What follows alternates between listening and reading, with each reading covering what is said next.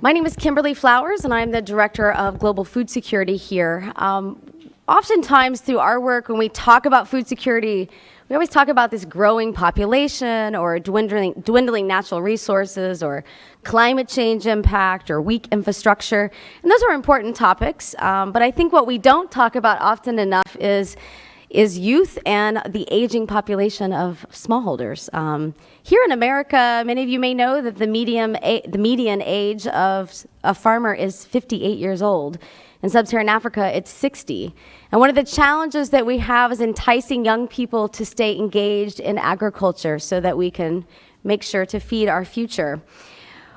The good news about this is when it comes to innovators and entrepreneurs and leaders, it's almost the reverse trend. It's definitely the young people who are taking risks, who are adopting technology, and who are finding new and exciting ways to build careers in agriculture. And we are so fortunate to have found 5 of the very best agriculture entrepreneurs in the world to come to spend a week with us to talk to policymakers and to think through how the U.S. government in particular can best engage youth through their foreign assistance programs. I'll be honest with you that we didn't intend for this program to be African-centric. What happened is when we did a global search, we found the very best, and they just happened to be from Africa. But we're proud of that, and we're very proud of the entrepreneurs that we have today. The Growing the Future Fellowship is a joint collaboration between my project, the CSIS Global Food Security Project, as well as the Youth Security and Prosperity Initiative, which is a joint collaboration between CSIS and the International Youth Foundation, which is run by Ritu Sharma, who you'll meet later today. And the program and the reason we created this was when you look at, particularly Feed the Future, you see a lot of cross-cutting issues. You see gender, private sector engagement, climate change, research and development, but you don't see youth really as a cross-cutting theme. But yet we know how important youth are, particularly in adding voice to those programs and making sure that they're really leading forward for tomorrow's agricultural production. And so we wanted to bring over youth who are particularly engaged in Feed the Future in some way and have them to decide what are the recommendations, how could Feed the Future be better, or how do we better engage youth and how we're teaching and reaching and broadening their leadership and capacity. So this week, we have had a fun but a packed week. I'll just give you an example of yesterday. Yesterday, we went through probably a record amount of security lines because we went to meet with members of Congress for breakfast. We had lunch with a huge group at USAID, and then we met with senior leaders at State Department and ended our day talking to key policymakers from USDA. So these folks our fellows have been listened to, have been talking to some of the top leaders within the U.S. government about ways that Feed the Future has both changed themselves and their community in positive ways, but also ways that things could be improved. Before we get started, I just want to say a couple of thanks. First and foremost to Ritu. As a great colleague, but also a great collaborator and leader, it was very easy for us to come up with an idea for us to work together, and I think we came up with a great program, and thank you for your vision, leadership, and I've learned a lot with you for doing this week. Also like to thank Caitlin Allmeyer in the back. This is one of Caitlin's last things to work on. She heads off to Tanzania in a week or two for a prestigious fellowship, but she's been with CSIS for several years and with me since the beginning and has been an invaluable part of our team. I'd also like to thank Katie Boots. You can raise your hand, Katie. Katie's been an outside consultant who's helped us with everything from selection to logistics to, as she called herself, the human Siri of helping our fellows adjust and adapt to this week and be there all across the board, and that's been fantastic. A brief word about security, not that I expect any concerns or things to happen during our event, but in the event that anything does happen, know that I'm your security officers, and we'd exit out either of these doors if that happens. So to kick off our program, we have a welcome video from someone who's often referred to as the father of the Green Revolution. Thanks to Ambassador Islam Siddiqui, who's one of our senior advisors in the front. If you don't know him, he's fantastic. He helped us secure this video. And M.S. Swaminathan, he's known for his pioneering work in partnership with the late Dr. Norman Borlaug. And they're credited to have saved millions of lives from hunger and malnutrition in Asia and elsewhere. Emma Swaminathan is a former World Food Prize winner, a wise agricultural leader, and he's been a good friend to CSIS. So we'll start off our event with words from him.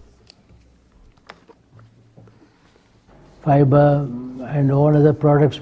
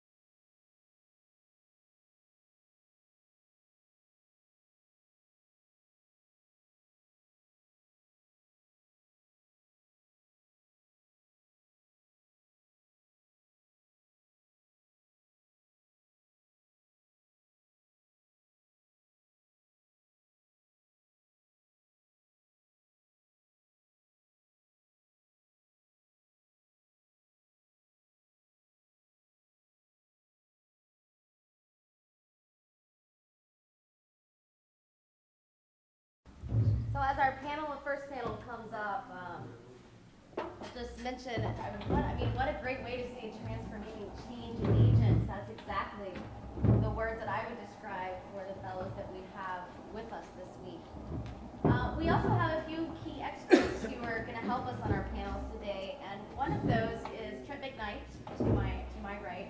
And you have everyone's bio, so I don't like to give long introductions, but what I like about Trent is his own social entrepreneurism, and that he founded a great organization called AgriCorps, which is kind of like Peace Corps, but for a year taking American students who are engaged in agriculture over to developing countries. He also has a long history as a farmer himself. Oh, there I just came on. Good thing I had a loud voice earlier, huh? All right. Can you hear me now? I don't need to repeat all that, right? I'm sure you heard me. Good. So Trent is also a farmer himself, as a cattle rancher in Texas. He also has a long history with 4-H and other ways of engaging youth. And so I thought he would be the perfect person to help us sort of set the stage. And so to start us off, Trent, talk to us about why are youth critical when it comes to agricultural development, both in the U.S. and abroad, and how does that connect to sort of the economy and political stability and just the history of ag? Thank you, Kimberly, and thank you for the opportunity to be here. We figured out in the United States about 100 years ago that youth were critical to transforming the agricultural industry, and not just in investing in a future and for helping kids because we like kids, but because they were transformation agents. So a little, I guess, kind of before I go into some of the international stuff, a little bit of a background history of agricultural education in the United States. which really began with President Lincoln signing the Morrill Land Grant Act of 1862 and creating land-grant universities, which were institutions to teach the common man agriculture and to develop research and new knowledge. These are institutions such as Texas A&M University, Cornell, University of Florida, UC Davis, Kansas State. These universities, each state has a land-grant school that is the center for agricultural research in that particular state.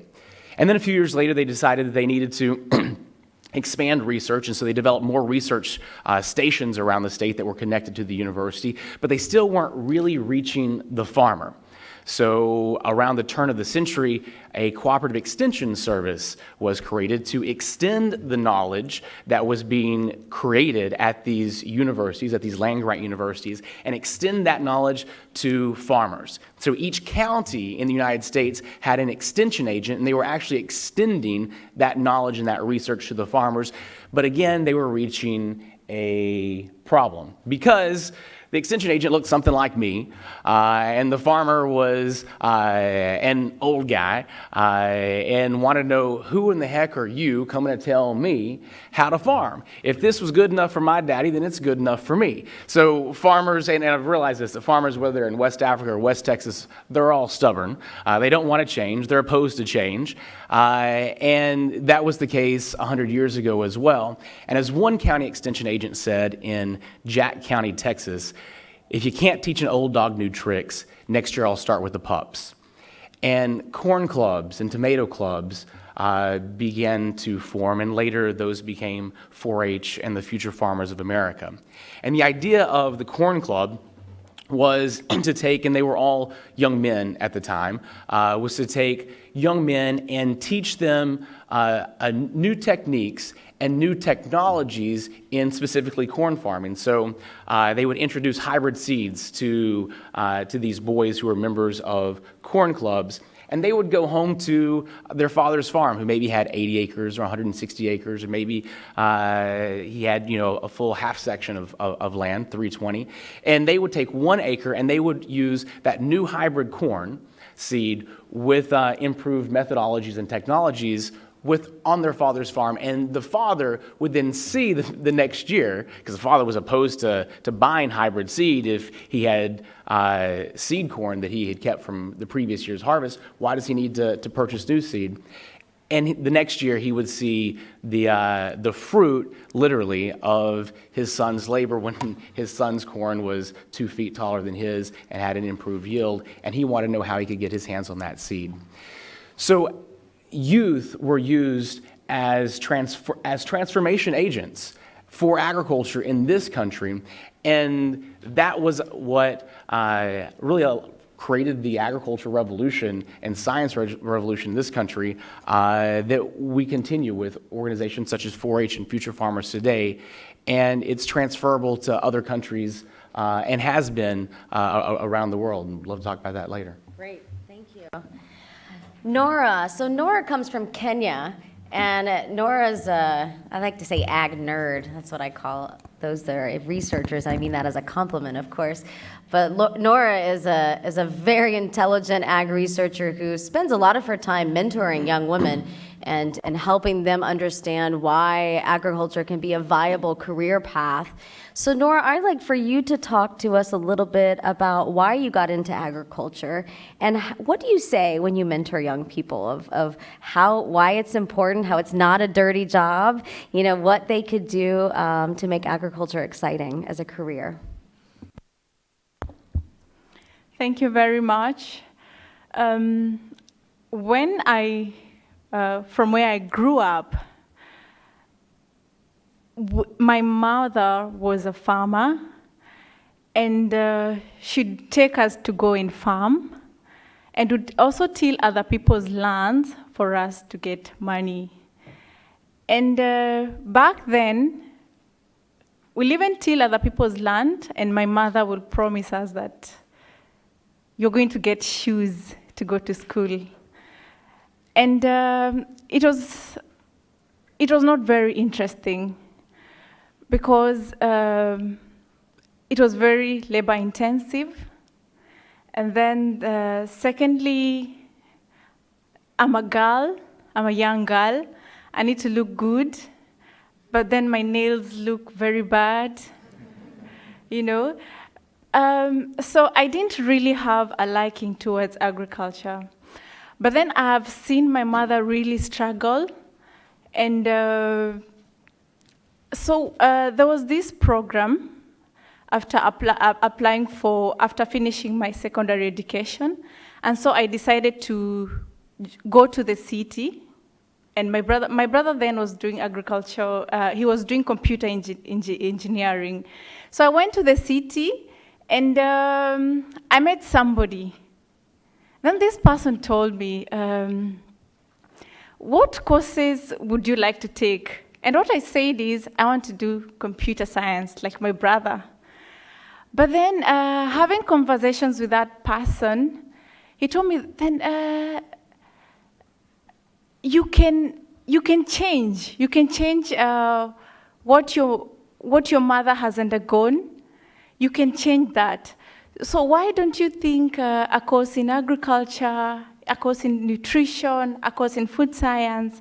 So he gave me all those options, and I decided to go for food science and technology. So after I finished, I remember the first time there were these entrepreneurs who came to our university.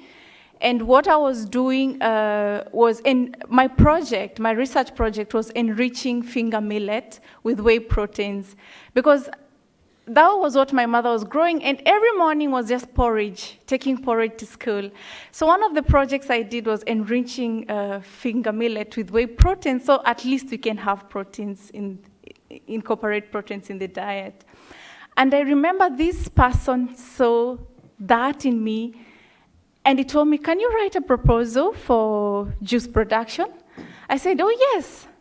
So I wrote my proposal on establishing a factory and then handed it over to him. Before I even finished my university education, graduated, he told me then, I want you to come and start up something in South Sudan. And so I had to pack my bags and go in South Sudan. And I established that factory. Of course, it was very hard, because one of the things was what we are taught in school is actually not what is happening. Because I remember I kept on calling my university professor. Thank God he was very, very available for me. He taught me a class in fruits and vegetables. And one of the things was we made the juice. It was in the market. But the owner called me and told me, hey, your juice are discoloring. I was like, what? They've lost all the color. And so I was just wondering, what is the problem? What did I do wrong? And then he told me, why don't you do some microbial analysis, check, maybe there's something you did not control. So it was on and off, on and off. And then we realized that the sugar we were importing was not a very good one. So we had to do more of pasteurization. So it was a lot of learning experience. And due to conflict in South Sudan, I had to come back to Kenya. But I really wanted to continue with what I was doing, because I had been in it. Agriculture is profitable. Then I joined this program.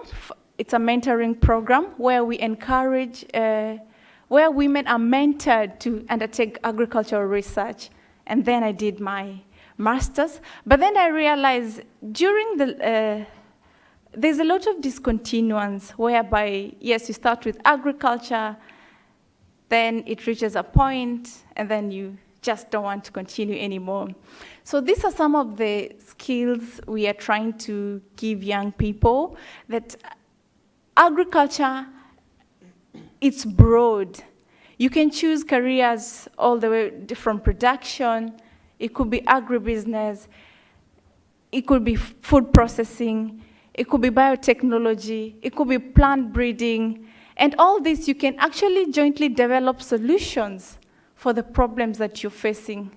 So this has been the motivation for me to be in agriculture, and to also encourage other young people that you can actually make a difference in your community when you're in agriculture. Thank you.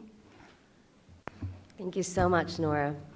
Patrick, you know, we've talked a lot this week about what makes you all so special. I mean, you are a social entrepreneur and you're pursuing your career in sustainable development and food systems. You've won so many awards and fellowships for the kinds of ways that you've created programs to engage youth. What makes you different? What makes you a social entrepreneur? Thank you, Kimberly. I think what makes me love what I'm doing is it's simply because I feel like I want to become an inspiration for young people who are in agriculture today. Every time when I wake up, I'm like, today I want to do something so that my brothers and sisters who are doing agriculture will be saying that, wow, if Patrick can do this, me too, I can do that. So it all started in 2013 when I was at the university. I was doing agriculture, but with majoring in animal production. And one day I was in class. We were in a class of 15 people, and I was like, why are we few in our class? Why are other young people not want to join us in the class and doing agriculture as we are doing it? And I started asking my friends who were doing other courses, engineering and medicine. And then I found that at the end of the day that most of them have a mindset or perception, a bad image of agriculture, saying that agriculture is disgusting, you can make money in agriculture. And then this grew my passion of saying that maybe I'm going to push and do something extra, I can say, so that other young people will see me in agriculture, pursuing my career, a good career in agriculture, and they will be saying that, oh, so we were wrong in saying that agriculture, you can have a fruitful and productive career in agriculture. So I was fortunate. I started gaining an exposure. Thanks. I always say thanks to USAID and the Feed the Future program, because I've gained my first international exposure because of USAID and Feed the Future program. And I believe I can say what makes me special is like I've got opportunities, and that I think other young people are doing agriculture are not getting now. So, and this makes me feel like we need to do more for young people who are doing agriculture, because in Africa it's really different, like here in USA or British where I'm studying now, because you meet a young man or a young woman who are 25 and he's owning a farm, he's proud, and most of them has got like some name tag saying that Catherine, a farmer. This is something that you can see back home, because most of young people who are in agriculture now have started saying that maybe we should change our career because there are no opportunities. And I do believe that if we can create opportunities for young people who are in agriculture today, especially in continents like Africa or Asia, I do believe all of them will become special, as you said, like me. You are very special. You all are. It's very clear. Let's go back to Trent for a minute. Talk to me. You've had a lot of experience, I mean, beyond your unique experience of understanding how youth are engaged in the U.S., but also abroad, right? And so your own experiences abroad, or why you've chosen to create a foundation, or not a foundation, but create a program that you're taking young leaders abroad. And so what do you see when you're overseas? Why have you chosen to broaden your own career into more of a global landscape? So first, let me give a little background on AgriCorps. We are a Peace Corps type organization that takes young American agriculture professionals, young people with a college degree in agriculture, 4-H, FFA experience, production agriculture experience, to be agriculture teachers in developing countries, supporting local agricultural education organizations, whether those are Future Farmer, 4-H, Young Farmer, whatever the local organization is, we are there to kind of support them in their capacity building. And there are 4-H, there are 75 4-H programs, or 4-H programs in 75 countries around the world. There are around 25 Future Farmer programs around the world and countless other young farmer type of programs. And about 2 years ago, I attended the Global 4-H Summit in Seoul, Korea. It was the very first time that they gathered all of the various 4-H organizations together. And it was fascinating to be able to see and hear about agricultural education and 4-H programs from a different cross-cultural perspective. One of the speakers was the founder and owner of a multinational meat processing, chicken, poultry processing company. They actually just bought 2 years ago companies in Delaware, and he's based in Korea.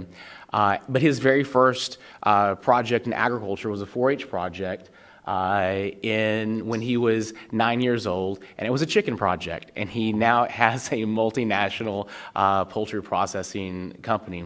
And he said that it was the 4-H and Future Farmer movement in Korea that led Korea from being a beneficiary of aid to being a benefactor of aid. Following his remarks, President Park, the head of state for South Korea, spoke and said that it was these movements of agricultural education that developed South Korea to becoming the modern economy and democracy that it is today. Fairly bold statements coming from a head of state. And it was fascinating to be able to see this from a different perspective. And I guess this is what AgriCorps is trying to do in the countries where we're working in. Right now we are in Ghana, and we are entering Liberia for this next year to transform agriculture, to use the agricultural education model that has been proven in the United States, in Korea, in other Asian countries, and other African countries, and other European countries, to transform young lives, but also farmers' lives at the same time. One little anecdote of, we've talked about how do we engage young people in agriculture whenever they don't see, it as a fruitful future. And one of our goals is really to shift the paradigm of young people from farmer equals peasant to farmer equals business person. And the way that you do that, the way that you make farming sexy is you show them you can make money in it. Money is sexy. Poverty is not. And so if you can show someone that they can make money in agriculture, then all of a sudden it becomes interesting. And we have a fellow who's in a very rural school in northern Ghana. She is from Tennessee, grew up on a farm, and now she's working in this very rural community, a very impoverished community in northern Ghana. And I went to visit a couple of months ago, and the headmaster came out and said, "We've been so excited to have Kelsey here in our school." Said our students just took, and she's been teaching at a junior high school, so our students just took their high school entrance exams, and 40% of them said that they wanted to study agriculture in high school. I said, "That's great. How many said they wanted to study agriculture last year?" He said, 0. And it was simply because someone was there and showed them that agriculture is a noble profession and that you can make money in it.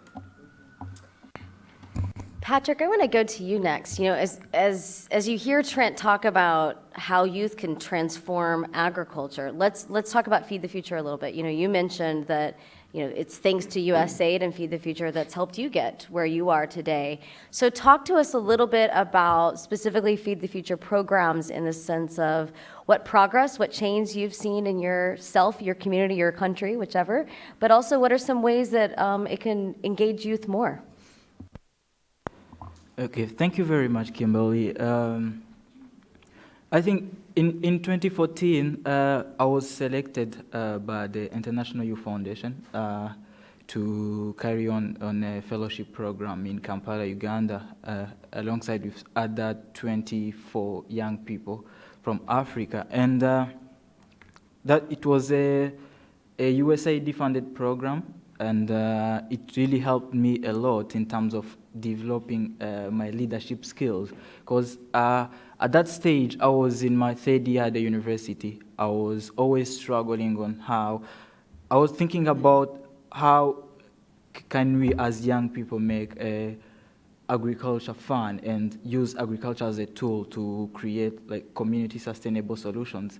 And that fellowship program shaped, I can say, my passion and my idea towards doing something in agriculture for young people, but also for our communities.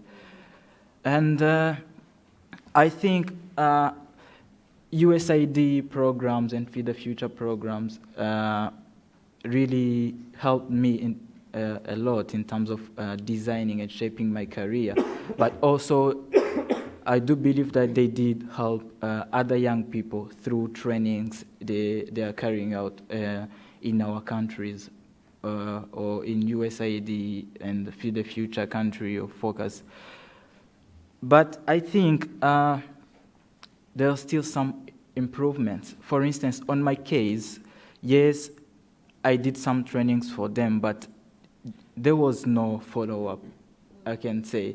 Yes, it's good to train a young people, but I think if you can train a young people and then follow up to see if he or she has implemented what he has been learning during those trainings, I think this could have a big impact in the future. And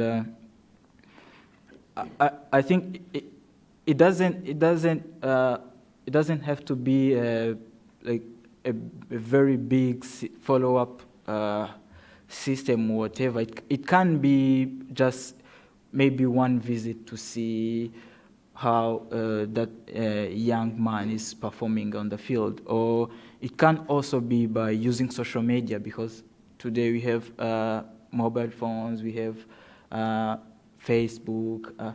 It can be just to create a platform for those young people who have been trained, and then maybe use that platform just for sharing experiences. Because young people in agriculture, we do face a lot of challenges. Like, first of all, it's really hard to get like an impact in a short period of time when you are in agriculture. And most of the time you get discouraged. You say like, yes, I've been getting some trainings, but things are not working, and then you feel like you want to quit, or yeah.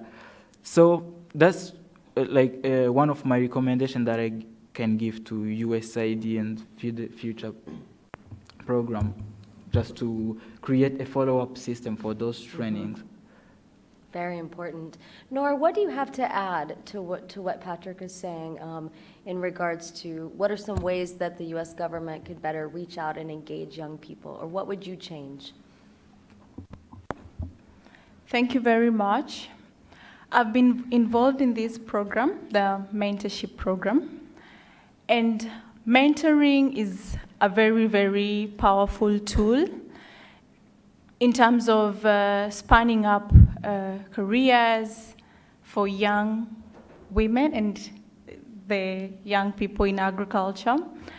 And I think it's very good to have such programs which are structured, like very, very structured in a way. And I don't know if, Trent, what you've talked about, agriculture education, like you factor in the mentoring programs. Because what I have seen work for me, especially in mentoring, is you come up with a purpose roadmap. And I think most of us, when we are starting up our careers or our business, we don't have that. That what is it that I'm working towards? This is my purpose. This is my purpose in life. At the end of it all, what do I want to see? I want to see increased income. I want to see more food on the table. So you set up a specific purpose. And then you have what goals, what skills do I need, what experience do I need for me to achieve this overall purpose that I have set. And I think the program, through this program, which is funded by USAID, the mentorship program, I've been able to do that. That is to set up a purpose. And my purpose is to influence policies in food and nutrition security. And I think this has been one of the major steps to have conversations with policymakers and come up with some of the recommendations. And I would like that the US programs could now scale up these kind of programs, these mentorship, structured, formal mentorship programs, even in agribusiness, so that when we are having youth entrepreneurs, youth in agribusiness, then there's a mentor, somebody who walks with you in that particular journey. For example, if there are different innovations, there's involvement of information and communication technologies, then if you're carrying out these agriculture education programs, do we have that specific person that can actually work with this young innovator and set out steps, come up with possible solutions, or even say, here you're doing it wrong, I think you can do it better this way.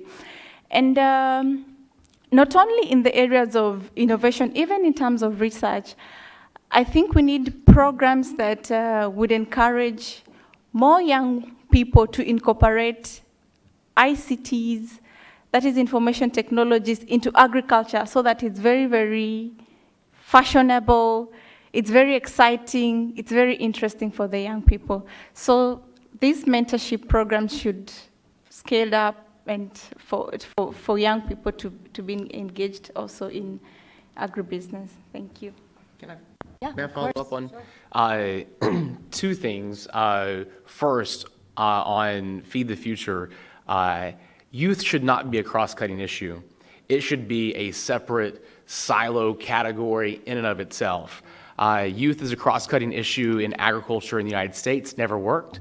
Every commodity group in this country has tried to start a youth program, whether it was wheat growers, the Angus Association, or American Farm Bureau, and it never worked because it was never a solid focus. It was never their focus. The two organizations that have made youth their focus, 4-H and the Future Farmers of America, and 4-H and Youth Extension, and agriculture education being Future Farmers of America, both dedicated the entirety of their organization and focus on youth, and that's what made them successful.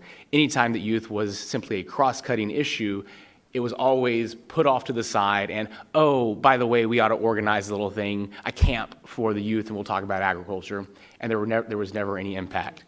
Second, on your kind of questions and comments about agricultural education. So the agricultural education model involves three components. It's a school-based agricultural education model. The first is classroom instruction. So it's what the students learn in classroom, agricultural science, agricultural business, agricultural communications, everything they learn within that classroom. That also includes laboratory instruction, which might be a school garden or a school farm, hands-on application, but it's everything they would learn during the school hour. The second component is leadership development. So you have all these students gathered around agriculture, planning to go into agriculture. They've got a school farm or garden. Allow them to organize themselves and determine what they'll do with the produce of that school garden or farm, rather than the agriculture teacher or advisor saying, all right, we're going to do this and give all the produce to the teachers. Well, the students or the laborers, allow them to organize and decide. So there's leadership development. And then the third piece, to your point, is a supervised home entrepreneurship project, where the students take what they have learned in the classroom and they go home. I was talking about the corn clubs earlier, where those young boys 100 years ago would go home and plant that hybrid corn with their parents. Well, the same thing is true still today is they may have chickens or they may have tomatoes or a garden that they take home and have that project at home, but it's also supervised by the agriculture teacher or by the extension agent so that they come by regularly to check up on, to offer advice and supervision so that they do know if they're doing something right or wrong and they can make those improvements. Let's do one round of questions from the audience. So if you have a question, please raise your hand. We have some folks in the back that will bring around microphones. Do we have any questions, comments, thoughts, jokes, anything? Yeah. And please introduce yourself. Thank you. Hi, my name is Michelle McKenzie, and I work with the U.S. African Development Foundation. And I am the choir. I'm a very big believer in integrating youth into agriculture and the benefits that can come from that. Having been a Peace Corps volunteer in Niger and working with youth, just knowing how malleable they are and how much more willing they are to adapt new technologies and just to engage and, even more importantly, to be advocates. And that's where that third component comes from, taking the school learning and taking it home and showing the results that can then create that buy-in. So we're funding a 4-H project in Liberia, actually, and I do believe they have an MOU with AgriCorps for technical assistance. That's correct. So you guys provide the technical assistance and we round up the rest. And this project it's really interesting because it was funded right at the time that Ebola started. And so for a whole year, the project was sidelined because we couldn't do anything.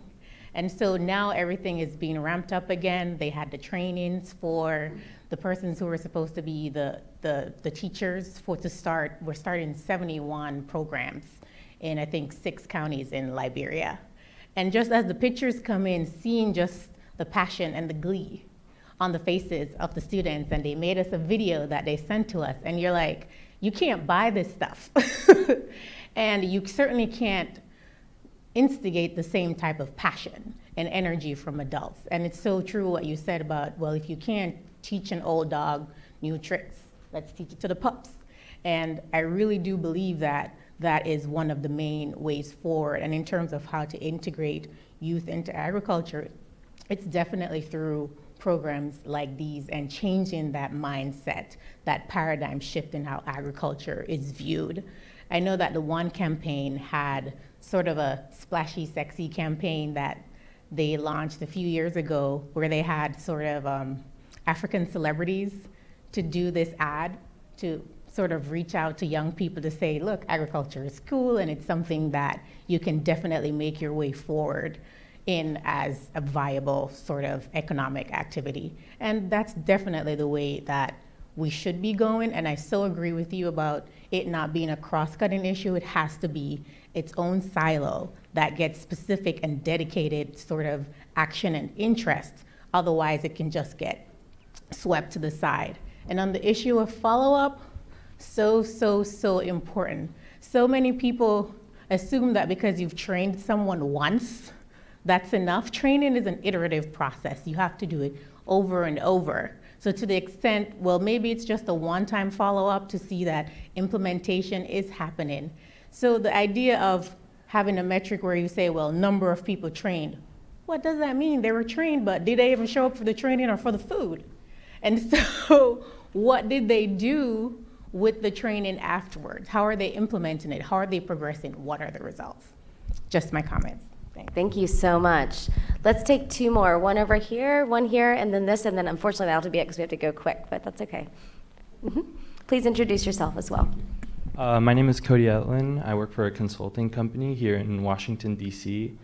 And I'm curious, what role do you see transportation having in bridging the gap? Because I know that improving the yield is important and attracting youth is as well, but knowing the current lack of infrastructure in many countries in the emerging world, what role could transportation have in, I guess, taking the crops to the market and in supporting the agribusiness, which would make agriculture more appealing to youth. Let's take the other two questions, and then we'll go around. Yeah, go ahead. Hello, good morning. My name is Sydney Franklin. I am an intern at Reliance Incorporated here in DC. We work to combat human trafficking in sub-Saharan Africa and Southeast Asia, but I'm also born and raised in Texas. And so I was wondering, what sort of agency and or role do you see young adults playing in this? Not necessarily from the age of students still in grade school, but young adults for us that are in college and or business majors, specifically business human resources individuals who don't yet know what they want to do. What sort of role do you see young adults playing in either here in America and or in Africa or developing countries as well? And I think we had one more question in the front. Yeah. Right here. Hello, my name is Dorothy Taft, and I work with the Market Project, and we create trauma-informed, market-based businesses to offer employment to men and women who've come out of trauma, exploitation, and human trafficking. One of our businesses is in northern Uganda, and it's a value-added food production business. And one of the things that I've been curious about is it appears that, particularly in Uganda, there doesn't seem to be as much encouragement for value-added production for food. You go to the farmer's market and it's just all the tomatoes all come on the market at the same time. And there's very little of that next step.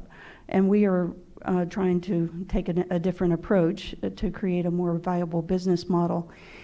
What suggestions do you have with respect to policy changes that need to take place, either in your own countries? I'm particularly interested in Uganda and Rwanda, that would help that value-added production for one reason, that it also adds to your profit line. Thank you. You're going to really enjoy meeting James later. James is from Uganda, who has his own value-added company that he runs. So let's do this to wrap up. I'm going to ask each of you, we'll just go down the line, to answer back to any comments that you have of some of the questions, as well as any other final quick comments or thoughts that you have. We'll start with Trent. I think one of the major things that to support value-added agriculture is going back to this young man's question about logistics. If there are not good roads and tomatoes are stuck on a truck and rot, then a tomato paste factory processing plant in the capital city can't be dependent upon local tomatoes to add value to make tomato paste. So, and I did a food security research study in Liberia, and the hunger season is in August, which is during the rainy season, and it's for two reasons that it's at that particular point. One is because their local food stocks have run out. But second is because the roads are so bad during the rainy season that no food can come in. So logistics are extremely important, both for hunger alleviation, but also for value-added agriculture and taking the next step as an economy. And as far as how you can get involved, Sydney, we would love to have you as part of AgriCorps. And I think that that there are lots of organizations here volunteering for a 4-H club and being a youth leader and mentor in 4-H in the United States. Being part of, there's an organization called Farm Corps. It's doing work in urban agriculture, and on the international scene, getting involved with AgriCorps, and whether as a fellow or as an advocate who's supporting us here on the ground and helping us find other support to support programs globally. Nora? I'd love to respond just also to the two questions. One of the research areas that I focused in was reducing post-harvest losses of fruit along the fruit value chains. And apparently I did this in Kenya, so I don't know if it's going to reflect for Uganda, but I'll speak for Kenya. And like we have 45% losses before it even reaches the market, and it's because of transportation issues. So I think that is one of the areas we could probably address. Then even our farmers lack the knowledge on how to value add. And then also in terms of market, we don't have the necessary market. And especially the reason is because the middleman, the person who facilitates from harvesting, for you to get your products from harvesting to the seller, they actually tell you, okay, ma'am, please harvest. I'm going to come with a lorry, and then you harvest, and then he doesn't come because all of you have grown mangoes, all of you. So there's mango on this farm, there's mango on the next farm, and everybody has just harvested. There's a lot, and if he doesn't come to pick, then he just picked to your next door neighbor because your next door neighbor has also harvested. And I think one of the policy recommendations, as you have said, is to find innovative ways of, because the hunger gap, the hunger month, for example, you'll find it in August. Most of us are now food insecure. Why can't we find modalities then to plant our fruits in a way that we can harvest them in August, so that in August there's plenty of mangoes, then in July there'll be plenty of mangoes, rather than all of us having mangoes at the same time. So this has been one of the challenges. And then I think the other challenge is on trade policy, especially on the export market. What you find, we have had a menace of what you call the fruit fly disease, and we cannot export, whether as a value-added product, whether as the mangoes themselves. So what do we do? Yeah. So I think then trade policies also need to be a bit flexible, and like we cannot export to the US because of the issue of the fruit fly. Yeah.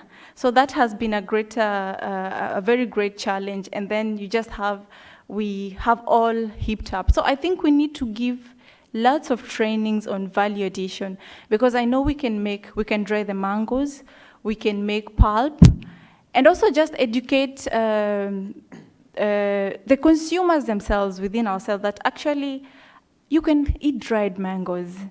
And you find that because I also worked in South Sudan, it was very hard to convince the people there that you can buy mango juice.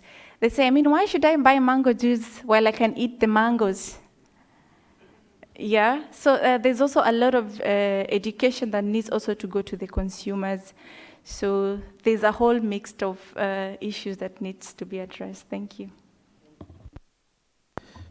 Okay, just adding something on the question of value addition. Personally, I don't believe there is an encouragement for value-added production, but I think it's a problem of logistics. Let's say materials and also materials and facilities in general. And I do believe if we can get a policy that can facilitate innovation in value addition, especially also targeting young people, because most of the time when I speak, when I think about Africa, I think about young people, because young people are on a high percentage in Africa. And I do believe that if you can get a policy that can facilitate innovation from young people in terms of agriculture, commodities, adding value to agricultural commodities, I think that would help. I have an example of a friend of mine in my classroom during our undergraduate years. He went out and then started adding value to orange sweet potatoes. You know that most of the programs are using orange sweet potatoes because they're highly nutritious. And now he's trying to process orange sweet potatoes and then make crisps, make some bee sweets. And when I see that example, I think if we can invest in just facilitating innovations from young people, we can create a solution to that problem of post-harvest loss. Because if you add value to an agricultural commodity, it will also help in terms of storage. And if we can manage to store in a long period of time, we also eliminate the problem of post-harvest loss. Thank you. Yes, sure. Go ahead, Nora. I think there was a question about how the young adults, can be involved in agriculture. My thoughts are, many of us are interested in information and communication technologies. I think that is where we can really tap most of the young people's attention. I've been very excited about a technology here in California. Okay, not here, but in the US, in California, about a robot that has been developed that you can, it identifies a weed and then it uproots the weed. I mean, that is so fascinating. And I think those are some of the engagement that we can have the youth in information and communication technologies. And I think even when it comes to new emerging technologies, like from our introductory speech by Professor Swaminathan, one of the areas is, very upcoming areas is nanotechnology, that I think it's exciting for the youth to take up such, and nanotechnology can be applied across all the areas, in food technology, and in what I know is in chemistry, in food processing. And there's one encouraging fact when I visited South Africa, that there's actually a course on nanotechnology, and it's free. So it's really trying to encourage the youth to get involved in it and figure out how can you apply such a technology in your respective fields. Thank you. Let's give a huge round of applause for our first panel.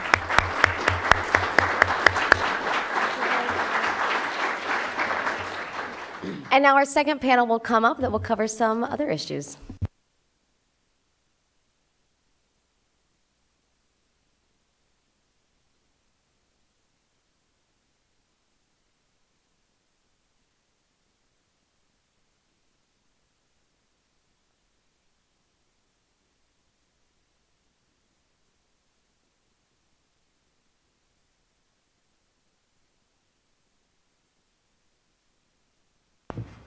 Good morning.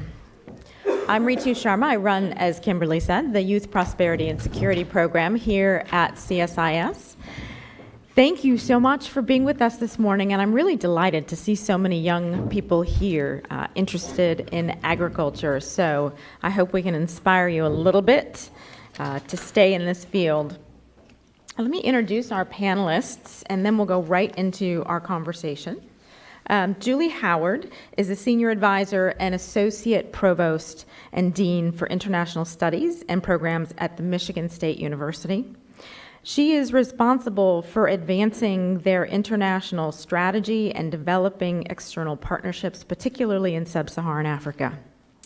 She was also USAID's chief scientist in the Bureau of Food Security and a senior advisor there. And prior to that, Julie led for many years the Partnership to Cut Hunger and Poverty in Africa, a Washington, D.C.-based advocacy group that had a lot to do with the creation of Feed the Future. So delighted to have her.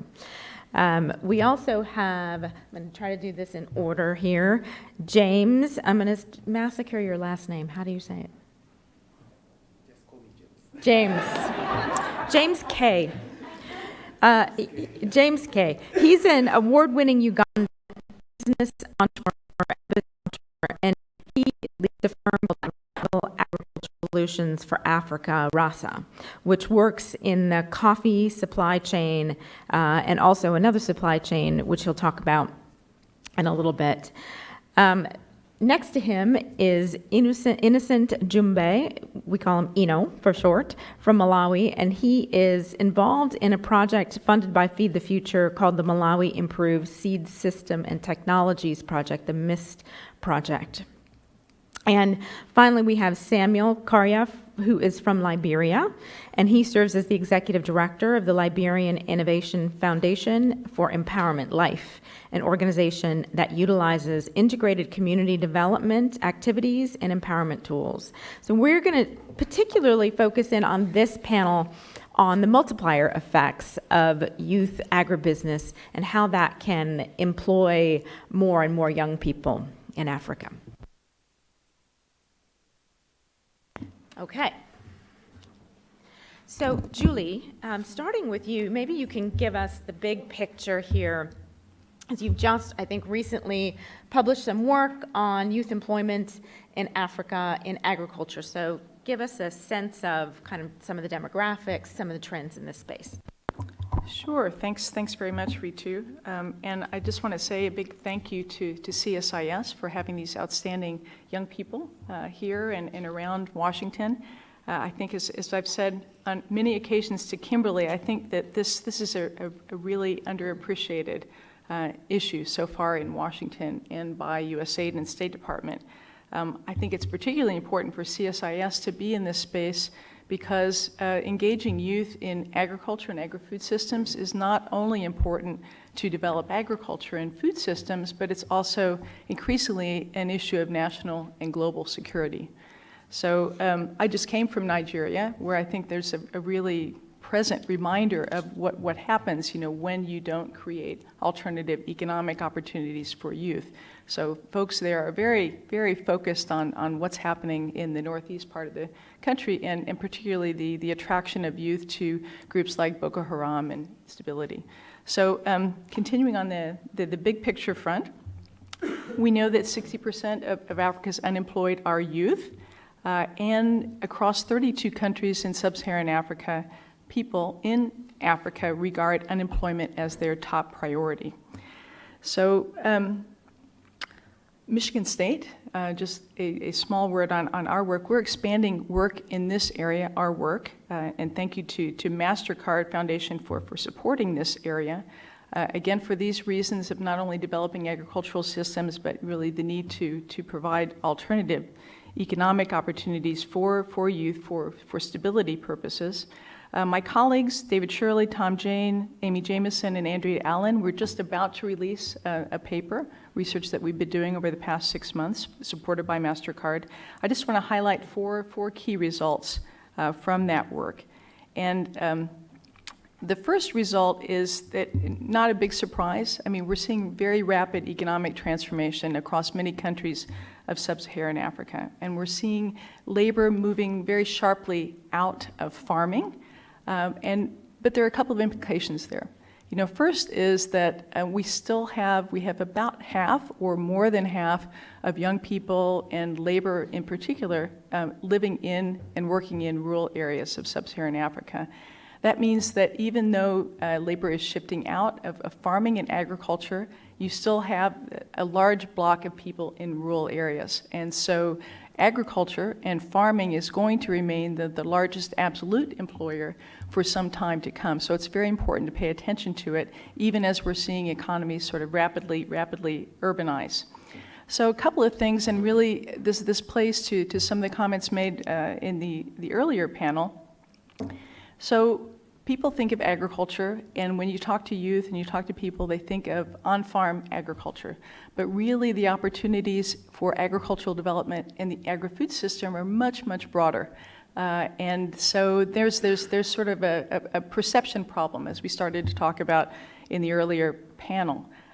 With urbanization, we're seeing dramatic increases in consumption of processed foods, in marketing foods, in all kinds of things, in packaging, in supermarkets. So there's an opportunity, in this whole space before the farm, for example, supplying inputs, figuring out how to make drones work for agriculture, drip irrigation and all that, services, but also off the farm in terms of getting products to consumers and increasing the value added. So that's one of the big pictures. And we talked a little bit about this lack of perception. You know, when you talk to youth, they say, oh, agriculture. No, I definitely don't want to do that. You know, I think of hand hose, I think of drudgery, I think of, you know, that's not going to make any money, I don't want to do that. So some of the things that Trent was talking about and colleagues about how you open people's minds, you know, through ICT, through television, through YouTube, how do you open people's minds to these opportunities? A couple of other points. We're seeing there are these opportunities. There's exciting technologies that can be used by young farmers, drip irrigation, smart packaging, et cetera, but there's a huge skills gap between the skills that youth have right now coming out of primary or secondary school, or youth who are out of school entirely, and what's needed. So they don't know about drip irrigation. They don't know about smarter agricultural production techniques. They don't know about marketing. They don't really know about entrepreneurship. So big gap between what's needed and what youth have. And then I think very much speaking to the mentorship and follow-up issue that we were discussing in the previous program, there are skills programs already existing, but they tend not to really involve the private sector. So the skills may not speak, do not speak, the private sector says, to what they need. And they also don't link well afterwards to programs that provide access to finance or provide access to land or to equipment. And I think, as Nome was saying before, this whole issue of how do you mentor people? How do you follow up? How do you not just dump people on the job market and say, here's your certificate and good luck? But you almost think of it as, you know, how do you bring people into associations as junior members, Rotary clubs, you know, to help nurture people along. So. Right. Thank you. So, James, please introduce your business, and in doing that, talk about how you have generated employment for other young people. Thank you. I run an agribusiness. We are involved in alternative coffee value addition. Uganda is one of the leading producers in coffee in Africa, about 3 million bags annually, or even more, but only less than 10% of that is consumed locally. The only alternative is for international markets. This is good, it's a ready market, but it's not very high value. The farmer does not make even $1 from that coffee most times. And I do not know, I've been to some coffee places, Starbucks, and wow, I'm in shock. So we have a coffee drive in Uganda to try and promote local consumption of coffee by adding value. This is going to help us not only create jobs in the middle, because if I have a company that I started with 4 people, but now we are a team of 16. Those are already 12 jobs created in just 3 years. So we're trying to promote such initiatives, have people involved in coffee value addition, have people start up coffee shops, have people do input provision, have people do wet processing, have processing facilities, and they can make some money of it. And yeah, we can have the past glory of the coffee sector in Uganda. Great, thank you. We'll definitely get back because I know you have riches of information. So, you know, if you might do the same, introduce your companies and what you're up to. As highlighted, my name is Innocent. Back in Malawi, we've had a couple of very negative effects of climate change. One of which, the biggest, is rainfall pattern, which is really erratic. We have had a huge drop right since 1990 up to now. It's like the graph has been going low and low and low, and the last 2 years have been very, very worse. Mainly this year, after impacting on the El Nino, it's been very, very bad. At the moment, we have about 50% of the population. It's already food insecure. The government is trying to implement ways of subsidizing on that by contracting large-scale farmers to, actually go into winter production of crops. The funny thing is that we have a lot of water in Malawi, but it's like maybe lack of civic education. People don't really go for winter production. That's one drive that is really making us, food insecure. Going back to my enterprise, I run a family-owned enterprise called Peacock Seeds. We don't produce peacocks. What we produce is maize that is drought tolerant. It has high water use efficiency, high yield potential. Actually, it's performing very well in Malawi. For the last 2-3 years, uptake of our product has been rapid because farmers really like what we produce. It has attributes of the local maize, which farmers actually go for. You look at the poundability, you look at the kernel shape, kernel size. So those are the things that the farmers really want, is what we put in our maize, just an extra combination of drought tolerance and disease resistance. We also produce groundnuts, legumes, and pigeon peas together with cowpeas. So all these things that we try to do, I personally try to involve the youth in my country on both sides of the sector in production of these seeds through the certification process with the government, as well as involving the youth and smallholder farmers in buying these seeds and producing and actually using them to have food security as an overall objective, as well as economic empowerment. But I'll tell you that for the youth in my country, they are going to come to you and tell you that, no, we need financing, we need land, we need market. So there are a couple of issues that the youth can actually bring out to the open when you talk to them. But one thing that I noticed is that financing is not the high limitation for the youth in Malawi. The highest limitation that we have is mainly market. We can produce anything. We had a president, Hastings Kamuzobanda. He used to say, money is in the ground. Money is not in technology. That's what he believed, because I believe in their era, technology was not one of the drives into anything. So he believed that agriculture is the only way that Malawi can actually move forward. At the moment, Malawi still has 70% of the GDP coming from agriculture. So we have the youth who are not engaged in agriculture, but the old. So you can see where we are going, that most of the money comes from agriculture, but the youth are not involved. So what is going to happen when this generation goes? It means everything is going to go south. So I try through whatever networks I am in, which includes the Southern African Confederation of Agriculture Unions, to involve the youth in agriculture, right from the grassroots level all the way to value chain addition until whatever agriculture produce gets to the plate of a consumer. In brief, I could say that's my enterprise. Thank you.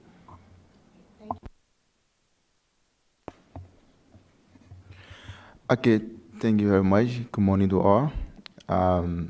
In the first place, I want to use this medium to say thank you to you for taking up your precious time to be here. I always told people that what makes America rich is time. So that is the resource you decided to use today to listen to us. Again, I run a local NGO called the Liberia Innovation Foundation for Empowerment Life. And we are involved in integrated community development activities and empowerment interventions. We basically focus on 3 key areas: agribusiness, microfinance, and small, medium enterprise development, social mobilization, and community development. We believe that agriculture has the greatest potential to lift rural communities out of poverty, but there are still formidable obstacles that are standing tall in the way. From the days of our forefathers, our people have been farming.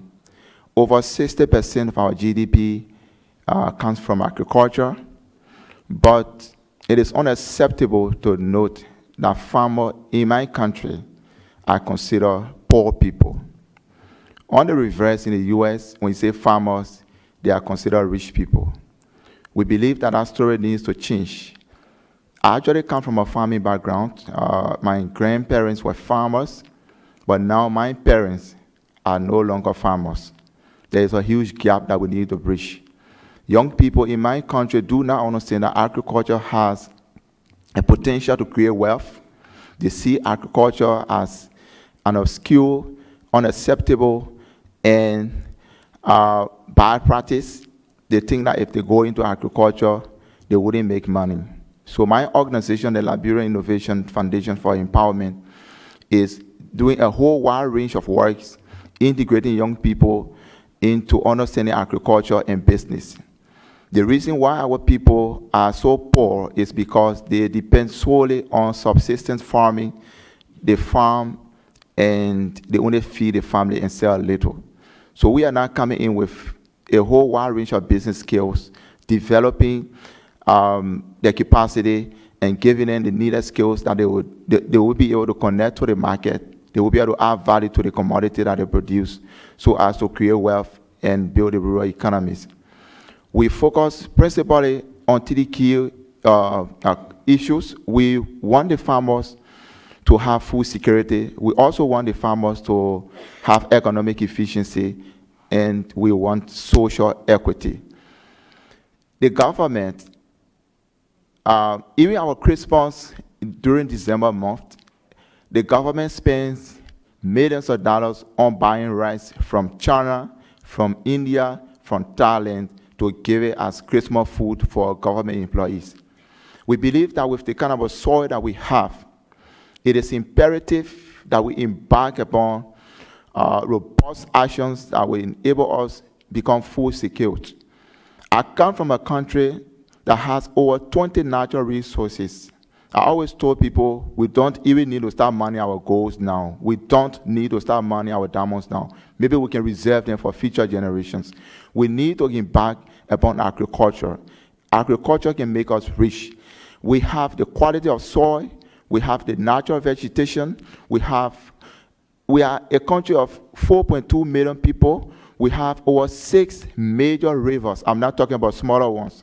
We have over 6 major rivers. So anything that has to do with water availability or irrigation systems, we can be very, very rich just from agriculture.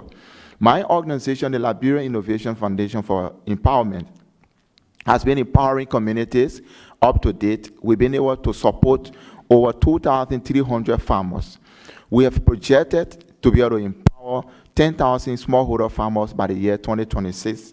And we hope that we can be able to cover the 15 counties of our country, because we believe that when farmers are empowered, when they understand how to add value to the crops that they produce and how to connect to the market, their livelihood will improve. They will also contribute to the economy at large. Thank you. Great, thank you. I could listen to all of you all day long, it's such a treat to have you here. One of the things we're talking about in attracting youth to agriculture is off-farm, right? It's the value addition, it's the preservation, it's selling up the chain, it's technology, it's all of that we're really talking about that can get youth engaged in agriculture. But someone has to be on the farm actually growing the food or the product. And how do you see that trend developing? Is it going to fall to those in the family that are the least well educated or have the least opportunities? They end up staying on the farm. Is it that we're going to have business people coming in and buying all the small plots of land and turning these areas into sort of commercialized agriculture, and families become day wage laborers? How do you see the trend flowing in terms of what actually happens on the land itself? So any one of you, do you want to start, Julie? Sure. Yeah. Thanks. I think that's a great question, but I also think this is an area of tremendous opportunity for youth, and it all comes in, again, how are we portraying the opportunities on farm? The opportunities for technological advance, and especially connect that to making money. So I was talking to someone in Tanzania, the head of the Tanzania Horticulture Association, and I said, what's the secret, to getting youth interested in agriculture on farm, not just off farm?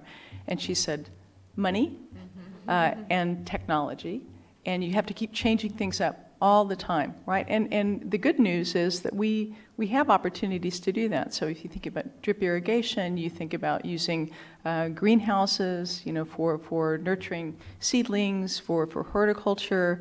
You think about new drying and preservation techniques. You think about rapid ways of raising poultry and other protein sources, fish, for example. So there's a lot of opportunities on farm as well. I mean, basically to change up what we're doing, use technology. People are learning, and people are like in Tanzania are whipping out their phones and showing me videos of drones that are being converted to on-farm sprayers and saying, this is how we're learning. We're not just relying on our agricultural extension agents.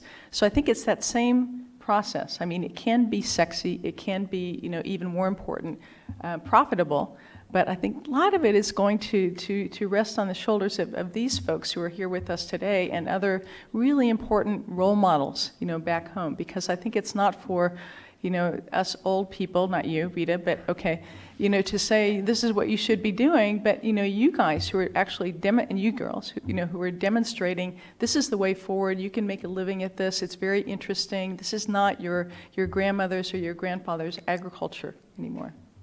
Great, thanks. Yeah. I could talk about value addition the whole day because I've been in value addition, but I think for value addition, for it to take up properly, you've talked about land issues.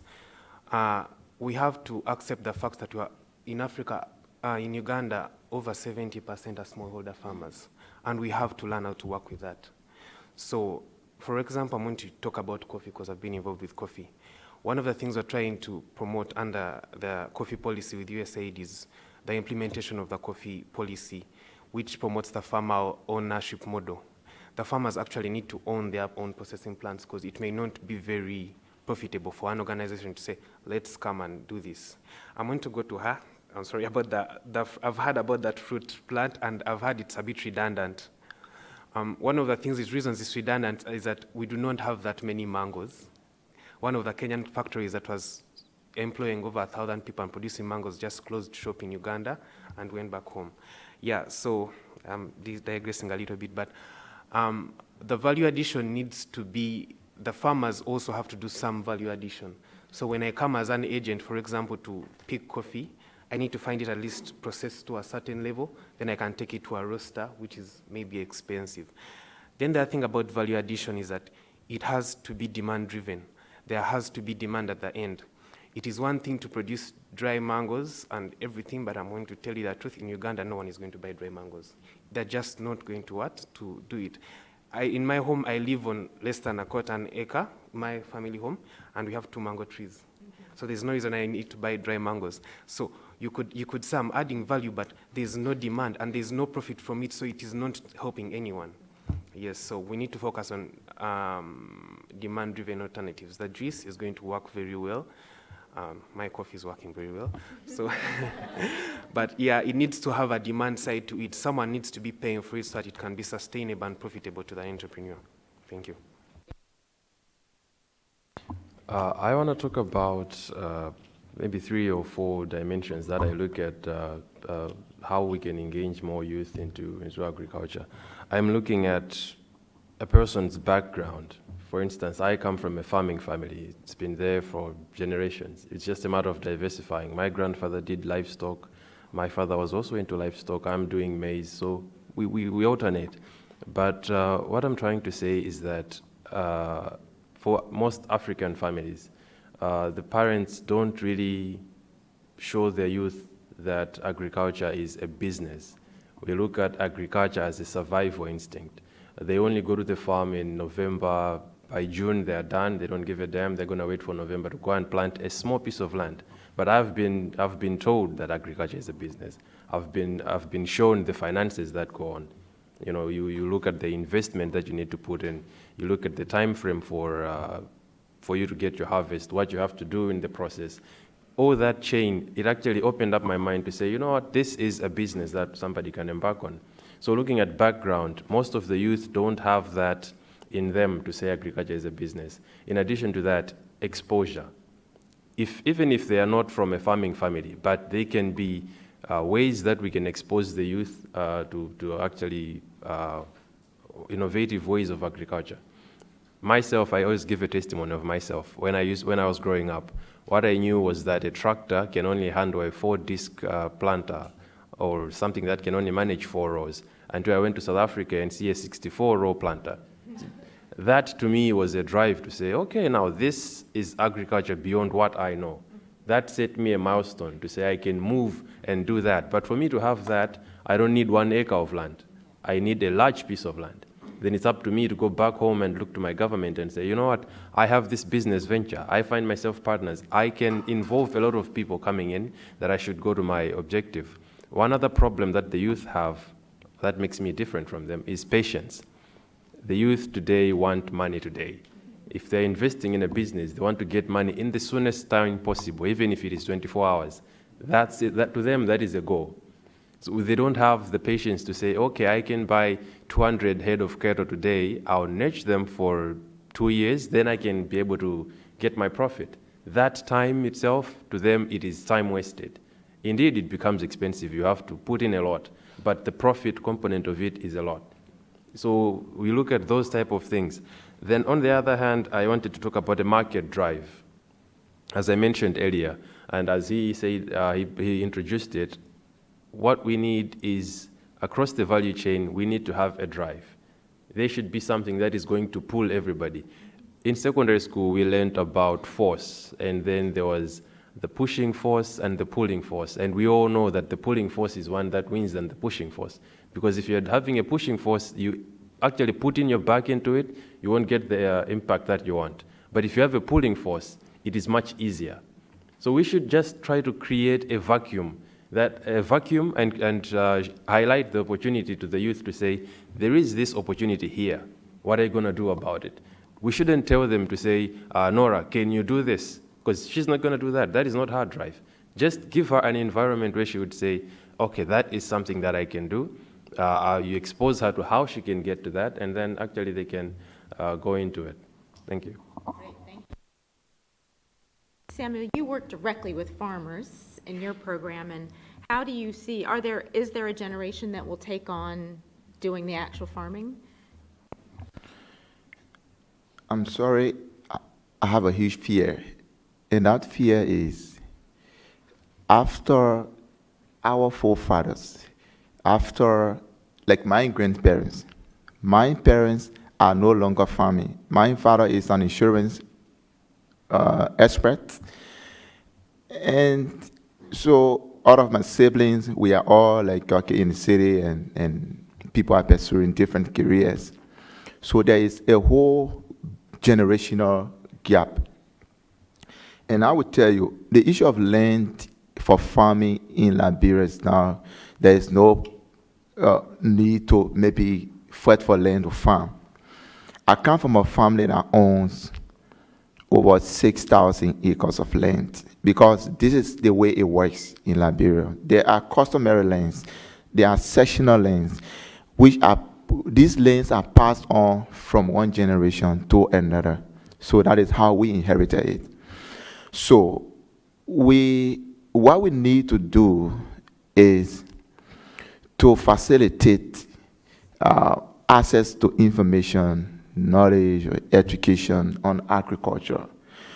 Let the young people know that agriculture is important, and that it can be a source of wealth for any group of people. Every year, we see lots of young people migrating from the rural parts of the country to the urban parts. One thing that we also need to do is to decentralize our development agenda. Most of the economic activities are within the urban areas or the peri-urban areas. Who doesn't want to go to a shopping mall? I don't think there is anyone here who doesn't want to go to the shopping mall. Everybody wants to live in a good place. So the best thing we can do is to decentralize development. Take the agricultural college from Monrovia, take it to Buchanan.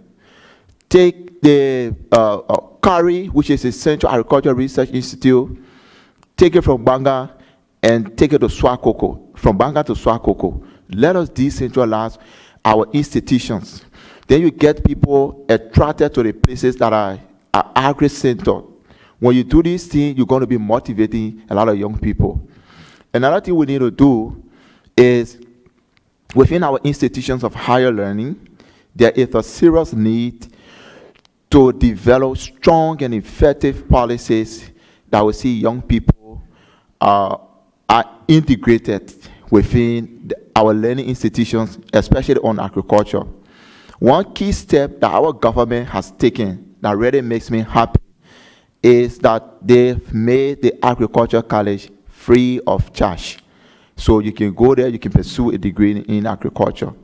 Another thing is they are giving a lot of scholarships for young people to travel to China, to travel to India and other countries to do masters in agriculture, to do first degree in agriculture. We think that these steps are much more important. Another thing we need to do to attract a lot of young people is we need to start from the elementary level in schools. We need to focus on elementary. We need to focus on junior high. And when we start to teach young people to understand how to grow crops from the maybe 6 or 8 or 10 up to 18, they will actually develop interest. I can tell you, when I was in Wisconsin, this really got me fascinated. I saw a lot of kids planting tomatoes and planting other crops, and they took us to gardens. I went to over 25 gardens in Wisconsin. A lot of families were saying, come and see my garden, come and see our farm. And I saw the kids along with the parents working, growing, weeding, and so forth. But that is not the case in our country. Nobody wants to plant. Everybody wants to eat. So where does the food come from? So because agriculture is not seen as anything attractive, everybody wants to enter into government and get rich very quick. That is how it works. So the best way we can bridge this gap is an integrated approach of the international partners, the government, and all of the stakeholders being involved. Because if it doesn't happen now, remember, around 800 more million people go to bed hungry. If it doesn't happen now, it will get worse tomorrow. So we need to start now. Well said. Well said. So let's open it up to some questions and conversation before we wrap it up. We'll take 2 or 3 questions at a time. Any questions? Yes, please, on the aisle there. Please use the microphone if you don't mind so that our webcasting... Hi, Karen Edwards with the World Initiative for Soy and Human Health, and I appreciated the comments on what the government of Liberia was doing. I wondered if all of our panelists could talk about what government policies are most helpful that you're seeing or would be helpful in your countries to draw youth into the agriculture sector. Thank you. Any others? Yes.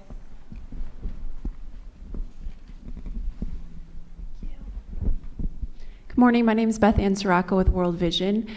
Just kind of curious on the topic of gender and just the sheer fact with nearly half of smallholder farmers being women, and thinking about adolescence and education. To what degree are we talking to girls specifically about agriculture, and also even the value chain, the added value in the processing, whether it's juices, whether it's off-farm activities?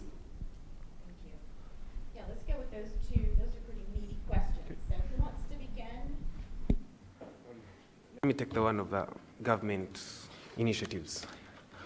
Our governments, let me just say, they like a little push. Before I even joined coffee, the people who are in coffee were pushing for the coffee policy for about, I don't know how many years. When the USAID came in and decided to support it, well, it's now in the parliament. So if, if more development partners come and intervene with our policies, they are going to get implemented. However, the governments are still doing some things. There's what we call Operation Wealth Creation in Uganda that is mainly meant to streamline youth in agriculture and agribusiness, and they give out small loans and small grants to youth in business. So the governments are doing something, but I think if the development partners look at youth, mainstreaming the youth in agribusiness as a policy, then the governments will also take it up and want to work with it. In regards to gender, back home, gender is a big issue, mainly in regards to coffee. In some rural regions in Uganda, the women are not allowed to own coffee trees, and because it was a prestigious crop. And yet research shows that the women are more effective and produce better results. So one of the things that, one of the components of the coffee policy is gender and women and youth involvement. And as someone said, it shouldn't just be a component, it should be one of the main issues. And those are some of the things we are lobbying for. Yeah, thank you. Samuel, did you want to go after Jill? Yeah. Okay, and Eno. Okay, great. Thanks. Really good questions. I just want to also second the focus on land. Land is a big constraint for women in particular. We visited an agro-processing facility in Tanzania, which was staffed entirely by women. So that's great. I mean, there are lots of opportunities for women in drying and sorting and all of that. But I was asking, so why only women here? Well, because they have no access to land, and this is their opportunity. They need to earn money. So anyway, I think across the board in the countries that we've looked at, sort of really what are the obstacles for women owning land and gaining access to other assets. I wanted to say one more thing about what government can do.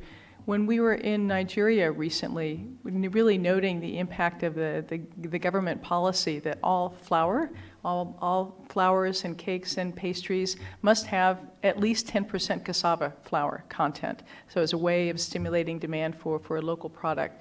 And that is transformative, really, because Nigerians, as I learned, eat lots of bread and lots of pastries, but it all has this cassava flour, and as a result, the supermarkets, the flour factories, processors are actively looking for more cassava, and that's a really, really live option for youth, right? Getting into cassava business, getting into processing.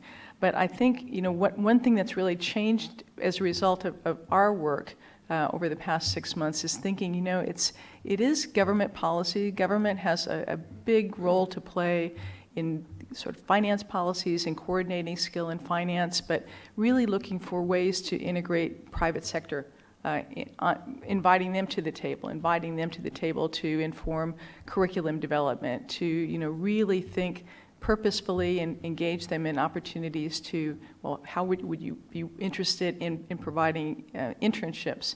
What pathway can you provide for youth to be employed in your factory? Or can we set up some sort of system for you, supermarket, where you source a number of your products from youth groups and you advertise that as a marketing strategy? So I think those kind of opportunities are there. The private sector representatives that we talk to in the country is very interested in that, but no one's really pulling that together yet.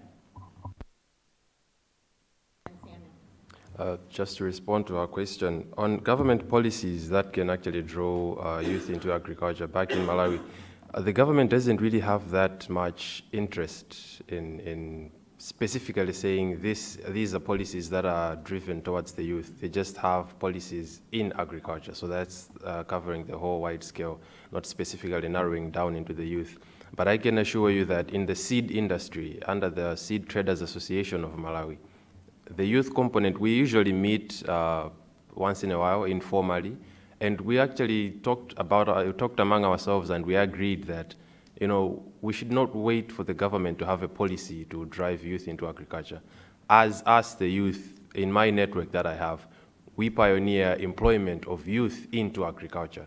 So now we give them a platform. Like myself in my enterprise, from January to now, I've employed about 4 youth, some doing monitoring and evaluation, some I've put down at the farm. So that's just now the youth. We drove our own initiative to say, let's not wait for the government. Let's bring in as many youth as we can. We see how that works. If it doesn't work, then maybe we can go and lobby for the government to actually intervene. But for now, this, I think, it's actually working. We organize ourselves, we bring in the youth, or under some of the unions that we have, we actually pull in the youth that we can bring up together. We get somebody to mentor them, to inspire them. We once invited one of the very wealthy farmers from Malawi to talk to the youth. not as him being a millionaire, but as him and how he started to be a farmer. So those are the initiatives that we as the youth are actually bringing on board. I can talk about bank loans, which is around 46% interest when you want to get a loan from a bank in Malawi. No youth wants to do that. So we have informal bank systems that actually we try to help the youth to access these and get financing. Like for myself, one thing that I do a lot is to actually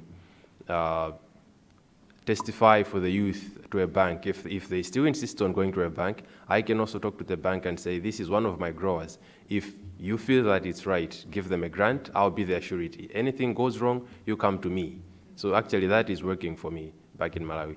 Talking about gender, on one component that I can control in contract farming with smallholder farmers, I have 1,300 farmers, of which 52% is actually women. The other 48%, I share that between the men and the youth. Then I come to going directly to the beneficiaries of Feed the Future on the output part. I have, as a survey that I did in March, I was able to reach out to 30% of the total number of beneficiaries being actually women. So we are trying to factor in gender when it comes to Malawi. And if I may, Ritu, I just want to share two small stories of myself. Back when I was a kid, in Malawi, we make these toy cars using soft and hard wires. You actually look at a car that you like, then you get the hard wire, you design the framing, you get the soft wire, and you connect those, and I was very bad at that. Then one day my dad came to me and said, you know what, this is not your thing. Try and do something that is your thing, you know? But now that I'm a grown-up, and I talked to him about this, we went to the farm this one day, and the tractor had a problem, and I sat there looking at it. I was able to figure out the problem, despite that I couldn't build my own cars, but I looked at that tractor and I saw what the problem was. Then he said to me, you know what, son, in agriculture, a farmer is the best of everything. He is the best engineer, he's the best mechanic, he's the best banker because he can handle his finances. He's the best, you talk about best weather person. They simply look up in the sky and they can tell you that, okay, fine, from the cloud movement, from that, rain is going to come in this particular time, there will be drought in this season. So when you engage yourself in agriculture, you actually have a wide scope of everything. You don't have to say, I am a banker. Because if you say you're a banker, you end with banking. But if you say you're a farmer, you actually have expertise in every field that is there out there. And one thing that really got my eye is how I read on the internet to say a farmer can be the best psychologist. Because you look at milk production, if you subject cattle to listen to classic music while you milk them, the production actually goes high. So you see, things like that, that's just the reality about agriculture. So maybe we can try to involve the youth that whatever field they're trying, whatever field that they want, they can actually draw that into agriculture. If they feel they're technology oriented, bring them into agricultural technology. If they feel they're medical, bring them into agricultural medicine. Thank you.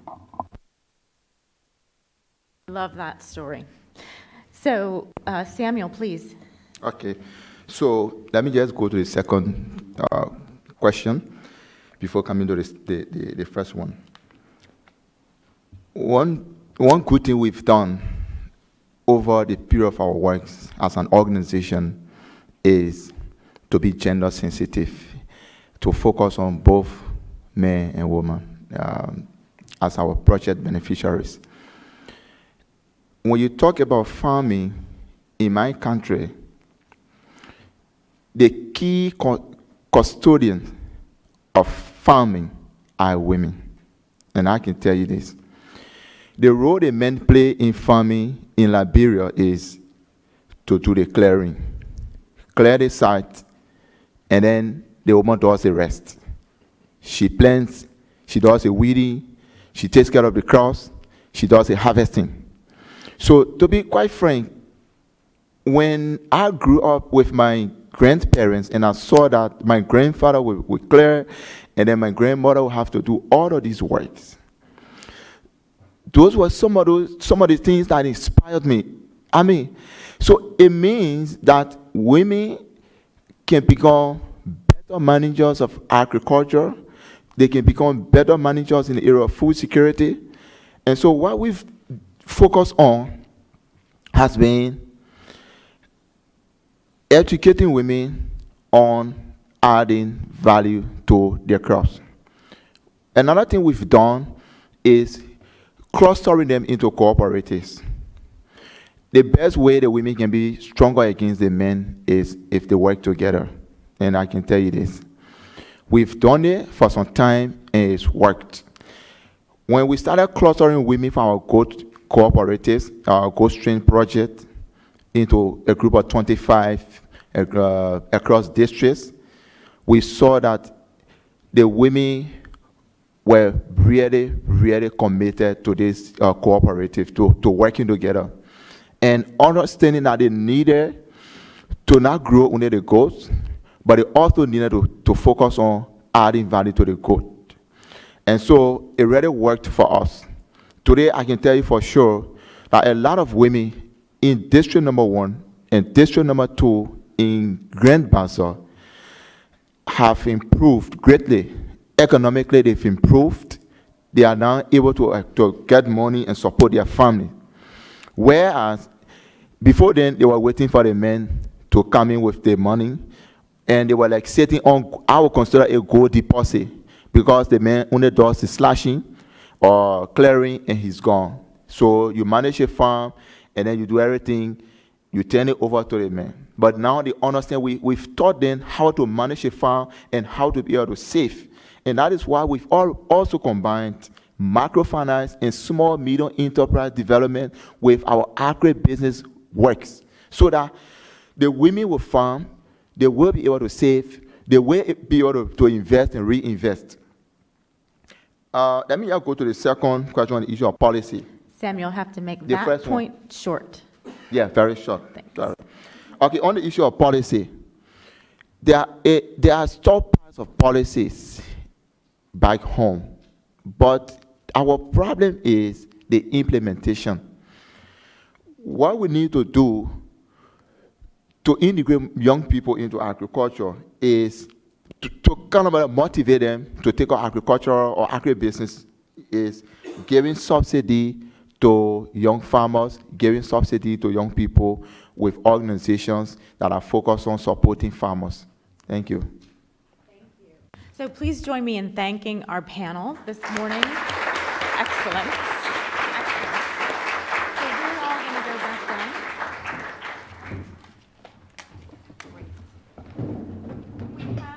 We have a really nice treat for you now. We're really delighted to have Sahara Moon Chaboten with us from USAID's Bureau of Food Security, where she is the Deputy Assistant to the Administrator. And she's done a number of things at USAID, including overseeing the Feed the Future research strategy, and originally was there as a AAAS Science and Technology Fellow. And we just learned in our green room that her doctoral research was on the baobab tree, which is fascinating. So you'll have to tell us something interesting about the baobab tree. Thank you.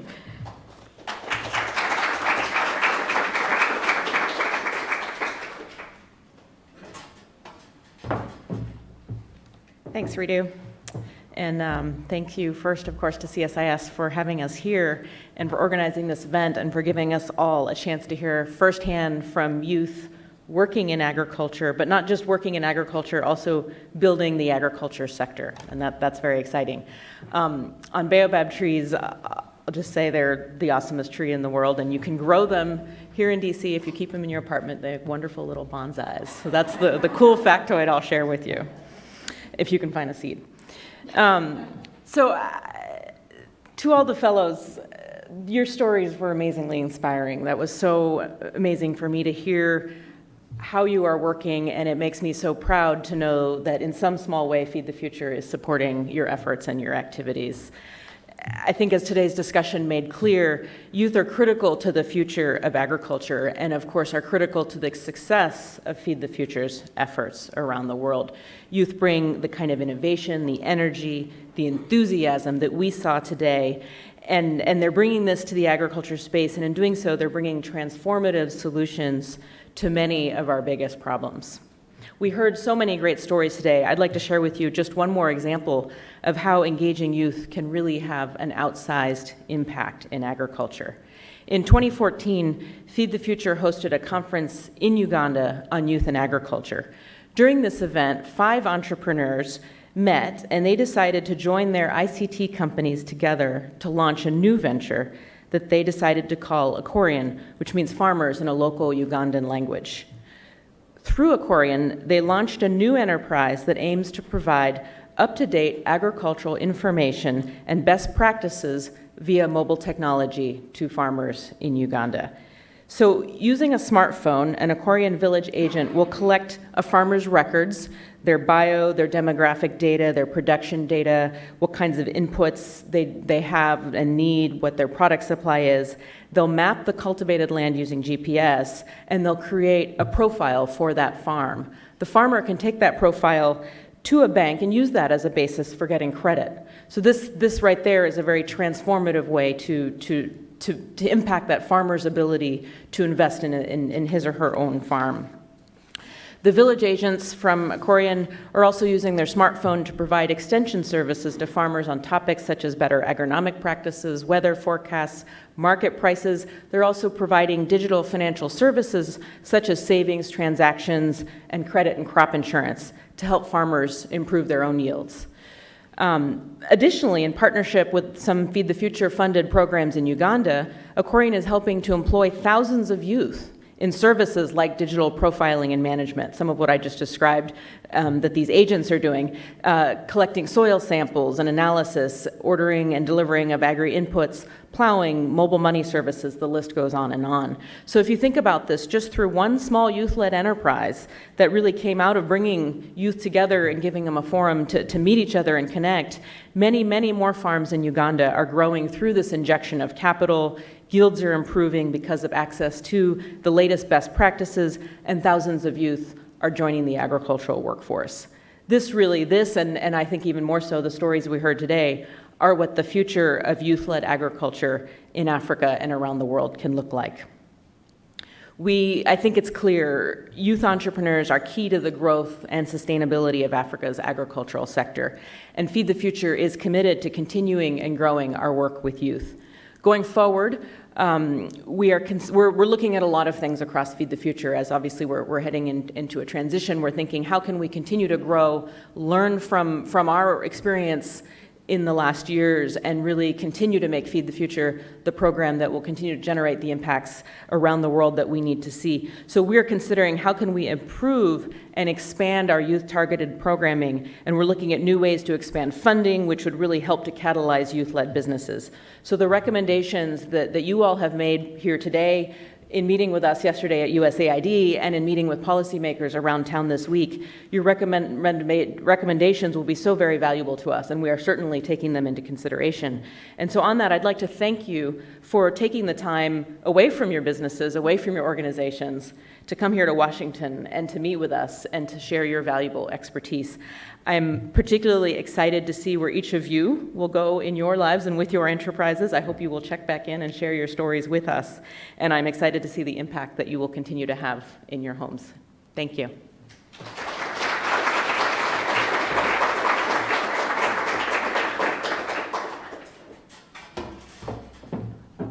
Thank you so much, Sahara Moon, for your leadership as well as USAID's continued engagement and for listening to us. I'll just make a very brief statement in closing. One thing that Julie mentioned, I think in her opening remarks on the panel, is that this has been an underappreciated issue, and it certainly has, but I can say this week in DC, it's been the opposite. It's been very appreciated across the board as we've had these phenomenal fellows, as you can tell, but really, again, engaging with policymakers. So you see the handout that we gave you with our recommendations, and know that policymakers are listening to that, as Sahara Moon mentioned, and that's the point. So just thank you all for coming. I liked Samuel's point of time is so valuable, and we recognize that. So thank you for your time, and just one more round of applause for our fellows.